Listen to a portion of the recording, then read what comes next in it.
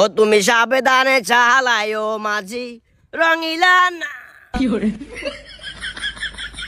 কি অবস্থা বাজি আছো না? ভালো আছো না তুই? এই তো আছি আলহামদুলিল্লাহ। কি কবি নাকি কাকা?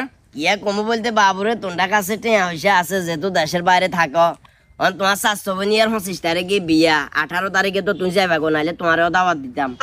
বাজিরে যদি কাকারে কিছু টিয়া দিতা কাকার উপকার হইতো। কি কোন কাকা আমি টিয়া খুঁজি মাইনে বিয়ে দিবেন, মানছে কি করবো বাবা? আরে বাবুরে আত্মর হঠাৎ বান্ধা আয় তো চাইলেও কিছু করতে আইতাম না। বাজি কিয়া করবো কনা, খুঁজি তো কোন রকম মাইনেগা বিয়ে দিতে হইব। আয় ওদিকে নূর করিমা তো শুনছি আমার বলে দুনিয়া সুদূর ফেটে আছে, অনামে করে আমার কাছে টিয়া নেই, কোনো কথা বলেন না কাকা। বুঝছি এনে করে কাজ হইতো না, পজিশন চেঞ্জ করতে। ও বাজিজা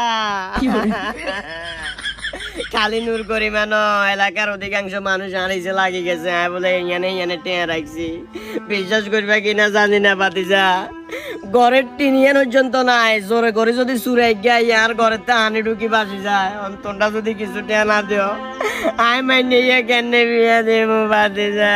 আরে কাকা কান্দিয়ে না দৌড়বা, আমরা কান্দলে আন্ডা করে কষ্ট লাগে বাবা, মনে কষ্ট হয়। কথা কিছু বুঝি আমরা আন্ডা আছি তো, আমি টেনশন কিলে করেন। তা ধরেন বাজিরে হাতে এত বেশি আর কিছু দিতে পারিনু, তো মনে কষ্ট নিয়ে না, ভালো থাকি না। আল্লাহ আল্লাহ আল্লাহ আল্লাহ তোমারে বাঁচক, আল্লাহ তোমারে বাঁচক বাতিজা।